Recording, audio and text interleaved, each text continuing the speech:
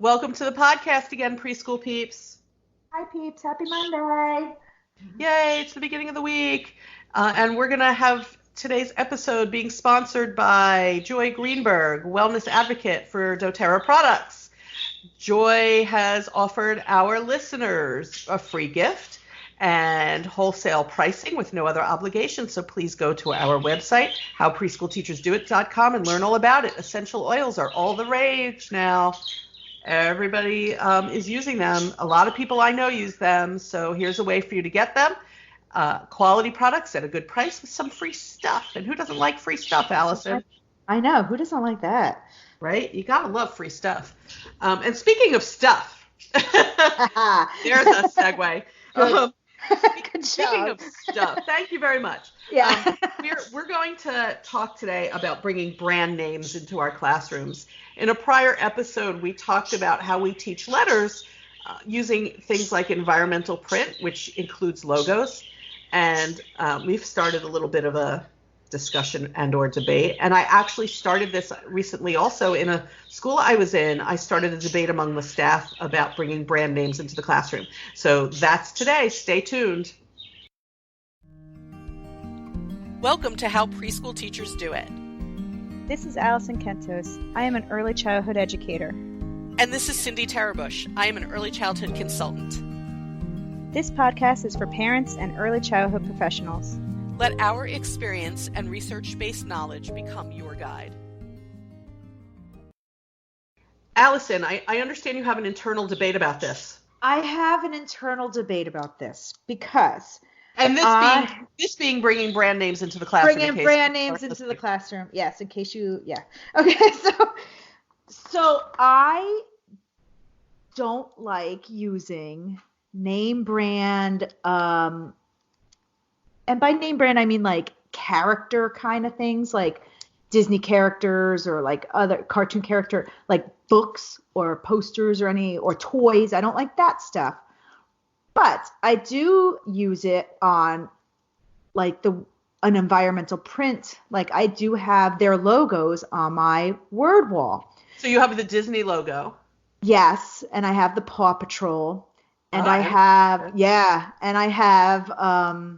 some other things that are like, food items like Cheerios I have up there, things that they could read, things that they know. I think I might have a restaurant up there too, but like things that they can read because they recognize it. But I don't like using like Paw Patrol books. I don't have any of that in my library. So I have like this internal debate about it of like, should I have those books in there? Like, what's the big deal? But then I'm like, I don't know. Like I do have this crazy. So like I'm like on the fence about it. Like I think like the environmental print is so important, and if they could read that, then like Rusty. Maybe there's a line, right? Maybe there's a line. I think it is important to have logos in the classroom because they're words that the children recognize and it interests them in reading and spelling. Yes. It interests them in letters. It's very interesting to them. Yeah. Right. It interests them in letters and what's their function and words, and they know these already. So we're starting with something children know, which is what we always have to do. I think we've talked about this in the past. So I think that there's a line. I think having the Disney logo is different than having maybe all the Disney things? Question mark? Right. Like I don't want to have them dressing up as Cinderella, say. Why though? Okay, so let's say, hi Okay. Disney, we love you. Let's say Disney people were listening to this podcast and they're going to be like, why are you talking about, we're not just talking about that. People, I was in a school recently and they were, there was a teacher there who didn't want to bring in the cereal boxes, where we say bring in real cereal boxes for the classroom. And she said, I don't want to advertise for these companies. Oh, but my word wall is like a walking advertisement. Yeah, like I. Right. Yeah, because they're words that they know, and the whole point of the word wall that I have up is words that you know how to read. They know how to read Cheerios. They know how to read Kix. They know how to read Disney. They know how to read PJ Masks. So they know how to read. They know how to read Walmart. Yes. I said in one class, I thought it was so cute that like a teacher put the Walmart logo on a block in their block area. And so the children were building stores. And another teacher in that same building said, I would never do that. Why are we advertising for like Walmart and ShopRite and but you're not advertising for them, because I don't think any kid in my class has a wallet that can go drive to the Walmart and buy stuff. Even so, it's part of their world. Disney is part of their world. Walmart is part of their world. Starbucks, folks, they know the Starbucks logo. That's part of their world. It's all part of their world. So, I'm wondering if we're saying this, Allison, if we're saying all of these words are part of their world, then what's the difference? Why not have all that other stuff in there? This is Allison's internal debate.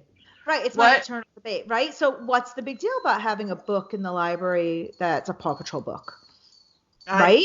Is there a difference? Because maybe this. Yeah. Maybe it's that we want to make sure, Paw Patrol book or not Paw Patrol book, that the books have intrinsic value, that they have value. Right. The story has value. It has a social emotional lesson or depth of character or some value that it's teaching the children. We want to make sure that our literature is literature for young children.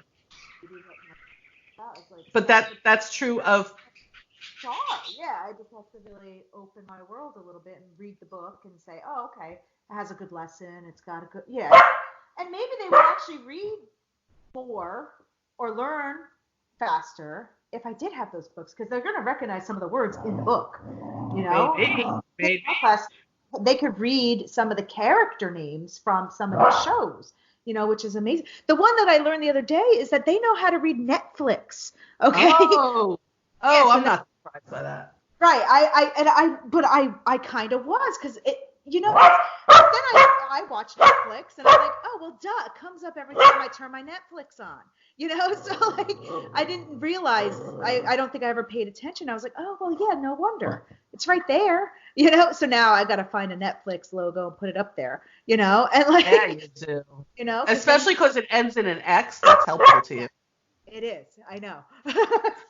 So I guess we're asking, does there have to be a line? Can we just look at things and say it's part of their world and they're surrounded by advertising anyway. They are. So I mean, yeah, maybe there doesn't have to be a line. I always had a line of like what I was willing to put up with logos and what I wasn't, but maybe I shouldn't. I don't know. I feel like we're going to start an email firestorm with this. Well, that's fine.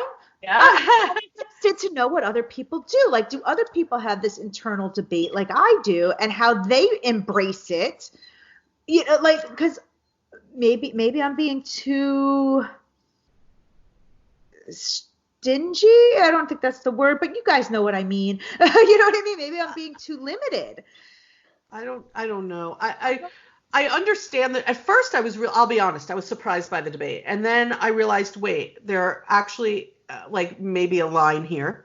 Right. But I'll tell you this, I absolutely know the value of having those logos in the classroom. I have seen it with my own eyes. I have seen children more wanting to learn about letters than ever before when we give them things like Disney, Walmart, Paw Patrol, all that kind of stuff that they can recognize. Yeah.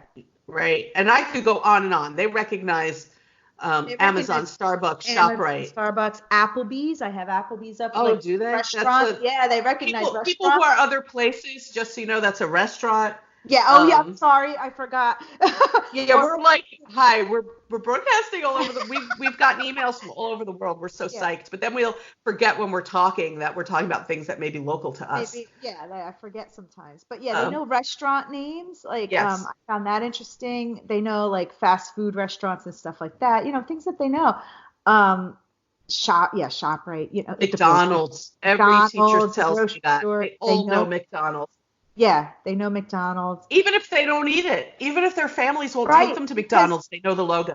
Right, because they're like in the town that I work in, there's no McDonald's in that town. I mean, there's one, I don't know. I mean, it's a couple towns away.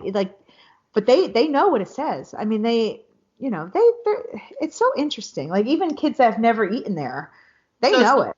Suppose there were McDonald's, there were toys having to do with McDonald's. Like when I was directing a school, we had a parent donate a McDonald's food stand where the kids could pretend to make the fast food.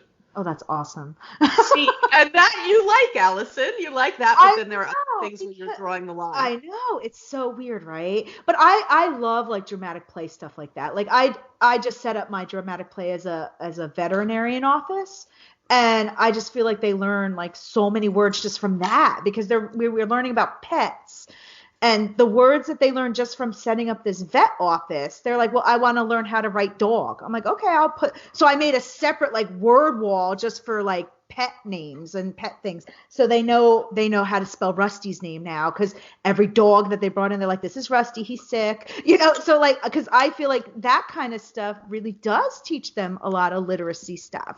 Like it does teach them reading. Okay. So like, even if it's then not like you like it in dramatic play. Why can't you know what I'm about to say. Why can't you have the Disney costumes? I don't know. I need to expand.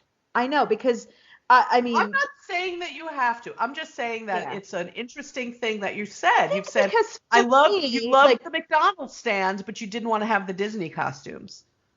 Right. And I think maybe it's because they get a lot of that at home. So I always thought, like, let me give them a place that maybe they could pretend to be something different, because they have the Disney costumes at home. So let them realize they could pretend to be a doctor here. You know what I mean? I think I was like, let me give them this brilliant opportunity to pretend to be something else. But it's really like, does it really matter? I mean, they're pretending to be it at home. So what's the difference?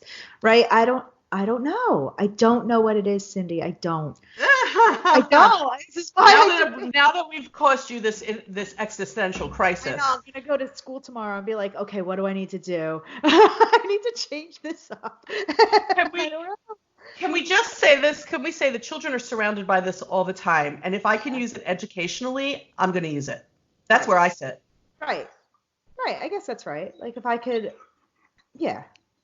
Like if they can use a Disney costume educationally, and why can't they? They're using a vet like office as an educational thing. I think I just need to turn it into an educational thing. Yeah, maybe. Yeah. I don't know. I just feel like anything that I can grasp onto that interests the children and use it in that way, I'm good with. I can see not having just random decoration, but if you bring in environmental print, then it's not random. Right, that's true. Yeah. Because I'm all about teaching what the kids are. That's how we got learning about pets. They were really into dogs and cats. Oh, yeah. And so we started learning about pets. And now they're like so into it that we've been doing it for like 2 weeks now. We're going to do another week. And now I this is getting off topic, but like I found other teachers that have different types of pets that they don't think of, because the kids think, oh, dogs and cats, that's it. I'm like, no, but there's a teacher in my school that has bunnies, and the superintendent has birds, and so they're going to come into the class next week and talk about these different kind of pets that you can have. So like I actually sent a video. I sent a video of my parakeets to a school who was doing a pet study. I would love that video, Miss. All right. I will send it to you. And we've gotten totally off topic. So let's go back. I'm so sorry. Go back. So brand names in the classroom. I think I would like to know how our listeners feel about this. I would love that.